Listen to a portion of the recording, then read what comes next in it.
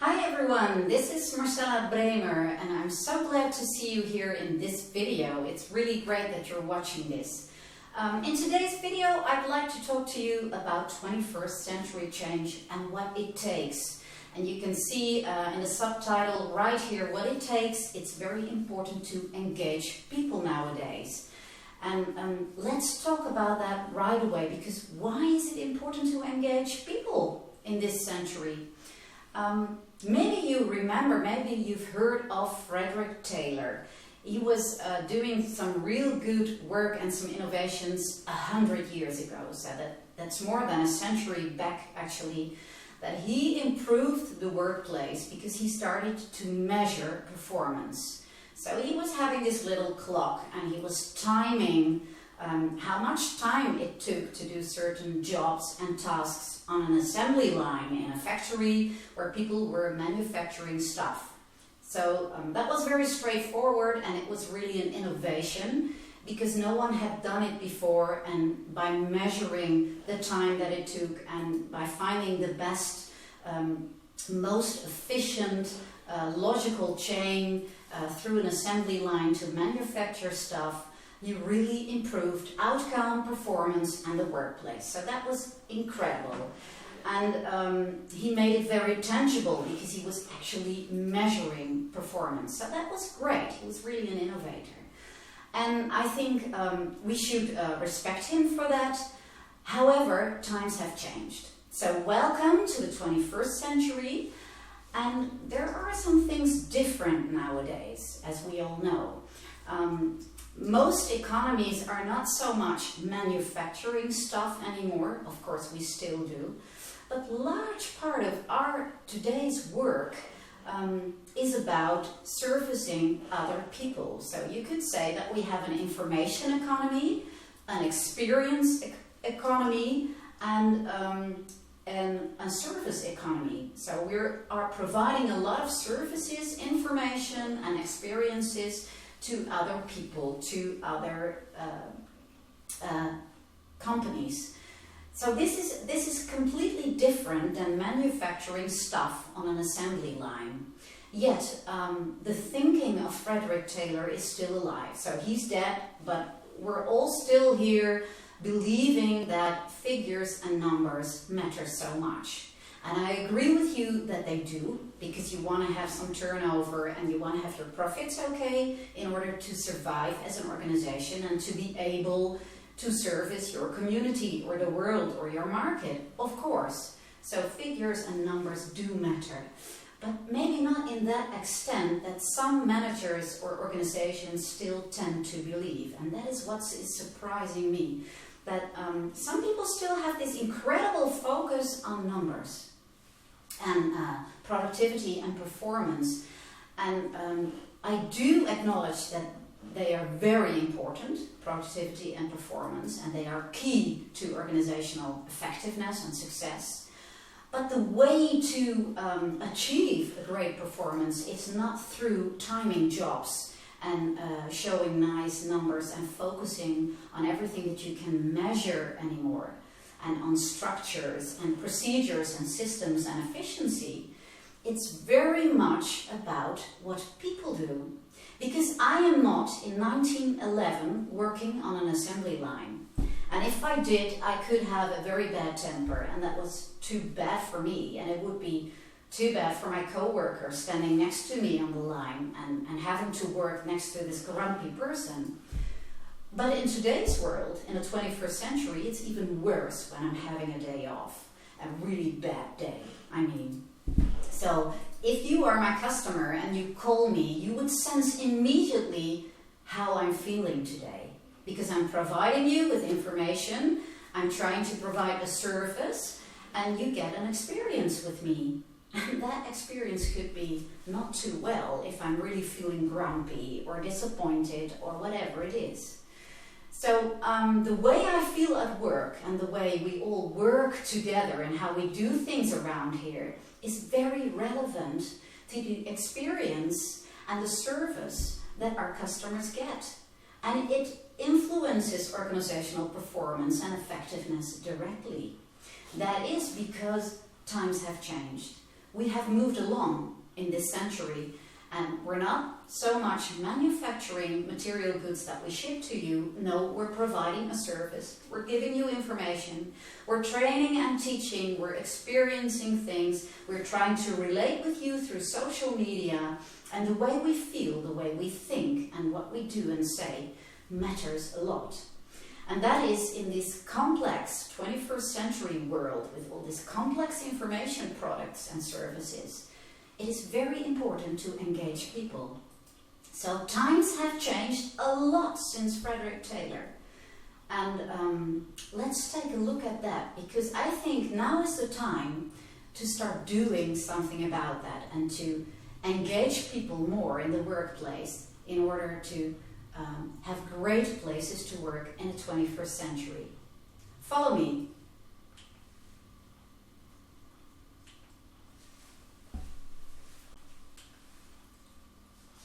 So in this video series, I'm going to share with you some more about how to get and be ready for 21st century change. And we've touched on this topic before in the short video, that we see Generation Y is coming to work and that they bring along a different mindset and different behaviors. They're used to much more wealth, much more information. They grew up very digitally and they know how to deal with all those rapid technology changes. And they love all the gadgets and toys, and they have different values. So maybe when you are a baby boomer and you're about to retire by this time maybe, you've experienced times with scarcity. You know, remember World War II and everything afterwards, the Cold War. There were periods that we didn't have so much material wealth, and people were more having the 19th century mindset, if you will, and that is be sure that you have enough supplies to see it through the winter. So it's a different mindset. It's a mindset of scarcity and valuing hard work. And though Generation Y is still able to work hard, and they will if they really have their drive, but they come from a different universe, a different place in time. And that makes all the difference in their mindsets and behaviors. And you can see them in your workplace. Things are changing. So diversity is a very important topic as well, because how do you manage your workplace? How do you make a great place to work when you are having to collaborate with different generations and different people from all kinds of backgrounds, because it's so much easier to connect in the 21st century, may it be through Skype and the internet or by traveling. It's much easier. So we are having a lot of diversity, and that makes things very interesting, and it can be very productive if you manage that well. So what else do we have in the 21st century? Briefly, the global competition and a global market. You know, we've talked about this before. Everything is connected with everything. It is easier to ship goods. It is easier to travel. But our information products travel at the speed of light around the globe. So you have emerging markets, and your next competitor could be somewhere on the other side of the globe, actually. So that's interesting as well. And then we have this incredibly rapid pace of technology changes. So there's a lot going on, and I do think it's really exciting, and it means that we have to change our mindset. We have to change how we think about change. These are not Frederick Taylor's times anymore. So we want to have a good performance. We need to innovate. Most organizations that I work with have a need to innovate more because of this global competition, because of these rapid technology changes. They have to keep their performance okay in order to survive as an organization and to serve their customers. And they have to innovate. They have to keep up to date in this world where change is the only constant. And though, you know, we recently had this economic challenge or crisis, whatever you call it, and there are people unemployed at the moment, So it may be hard to feel what it's going to be like. However, when the baby boomers have actually retired and they're doing different things and they're gone, then we might have some war on talent, because there are not so many people of the younger generations, and we all have our needs for talent. So talent retention is also a very important topic for the next decades. So you might not feel it right now, but it's going to be here in 10 and certainly 20 years. So this is going on, and in this 21st century, it's very essential to engage people to actually achieve this performance, to achieve innovation, and to retain your talents. If you don't engage people, especially Generation Y, they're going to be looking for another challenge, I think. So engaging people is key to successful change.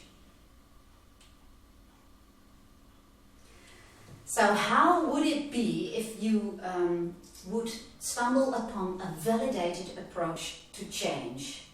And in this series that I'm sharing with you about successful change, I'm actually going to show you a validated approach to change. So what else do we have in stock? We're going to see how you can engage your co-workers and how people are going to take ownership for the things that they do. Accountability is very important these days. When you're providing service, it's very important that you have some agency, then you're talking to your customer and you're not saying, well, I don't know, I have to ask my boss, or I don't know. It's probably a problem with a different department, and I'm going to ask what they think. Hold the line, please. That is not providing good customer service, and your customer will not think, wow, this is a great company to work with, and this person is great. So ownership, accountability, agency, those are very important topics as well in today's highly complex and comprehensive workplace where everything is connected with everything. You need to be mature. You have to be the owner of the problem, and you need to be willing to serve it, to serve the others, and to solve it for your customers. So it's very important to engage. Work is really complicated, so it's not a way of ordering top-down that the assembly line should work a bit faster. That was once in the machine economy, but now it's much more complex. And change is coming from all directions, and so are the challenges and the unusual requests and everything that is going to occur. So collaboration is more important. And when collaboration is more important, it means that people's skills are more important. And you need to have intelligence on every spot in your organization. And that's why you need to engage your people, because they must be willing and must be able to solve the problems where they occur in the organization or in the service providing process. So this is a method, an approach that is not only validated, but you're going to see how you can engage people while implementing it. And you can actually utilize people's energy and ideas. So in the old-fashioned machine organization, let's put it like that, let's exaggerate a bit. And it makes things clearer. You would have all the brains on top, ideally speaking, and they would order in a command and control way and say, okay, you need to work faster, you need to produce this, and you need to do that, period. And the way I felt while I was working on my assembly line didn't matter so much. It didn't make such a difference as it does nowadays. So, okay, and I could have some ideas, and I could have some energy or motivation, but it didn't really matter much, because the way I was working on my assembly line or in my sales department was really directed by the pace of the assembly line rolling, or by meeting my targets. period. While in this connecting everything with everything economy, and it gets even more complicated with social media that make organizations so transparent, and inside is out and outside is in. It's very important to have intelligence everywhere and to utilize energy and ideas. So it does matter if your shop floor colleagues have great ideas how they can improve their service or products. And you really need everybody's energy to move along and to stir this change towards a better performance, competitiveness, innovation, whatever, talent retention. So it's very crucial these days.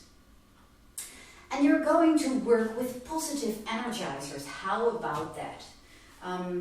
Organizations can be complex, they can be large, and it's not always easy to get everybody moving along in the same direction at the same time for the same purpose.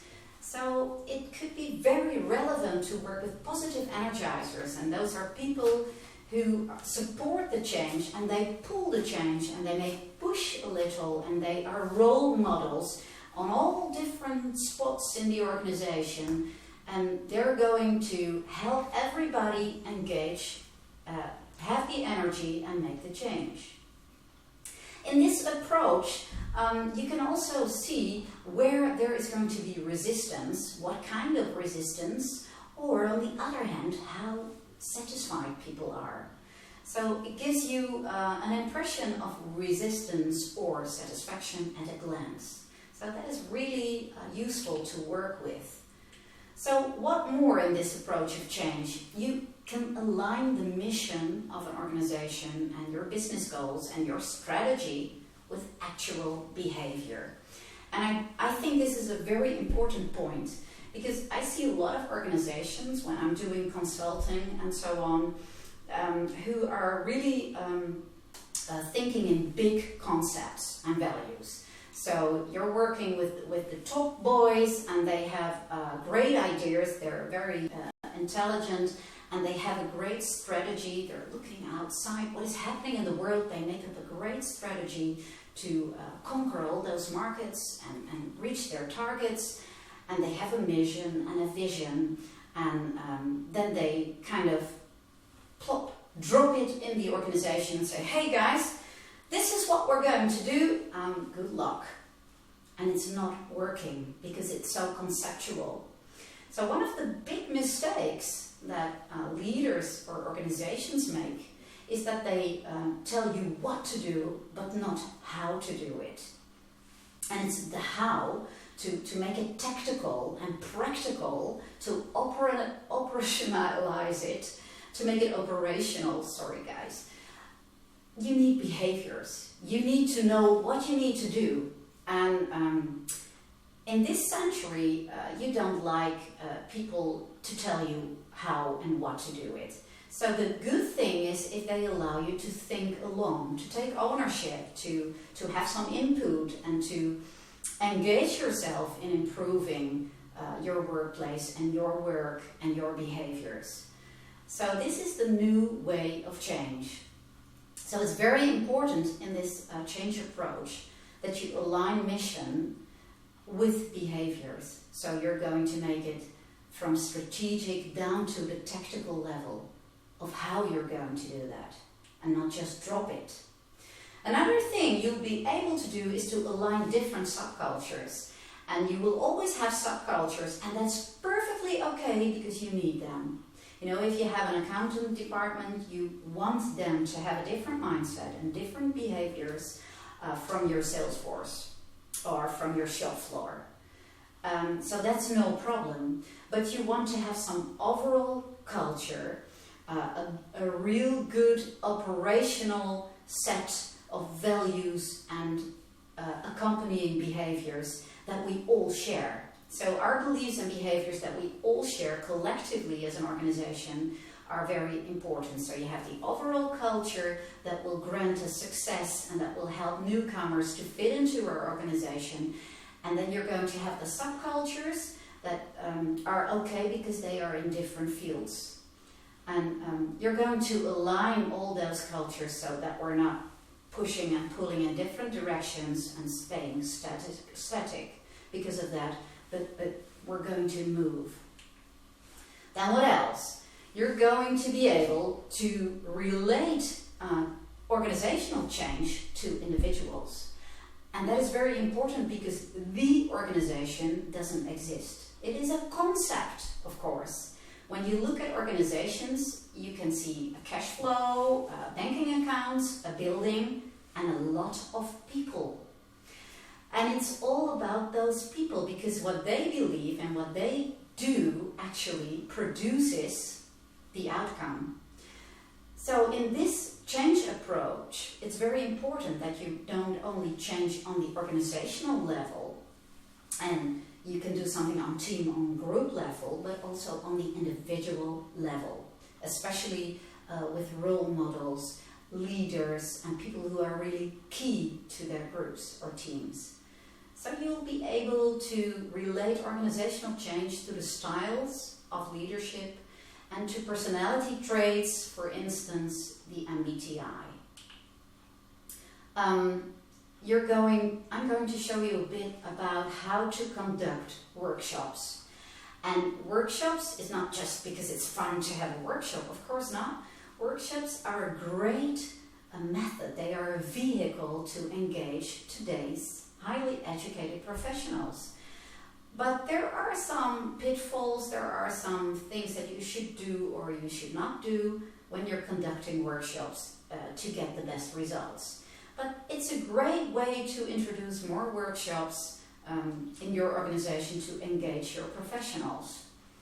And when you do all this and you use this successful change approach, you're going to be ready for 21st century change. Let's move along.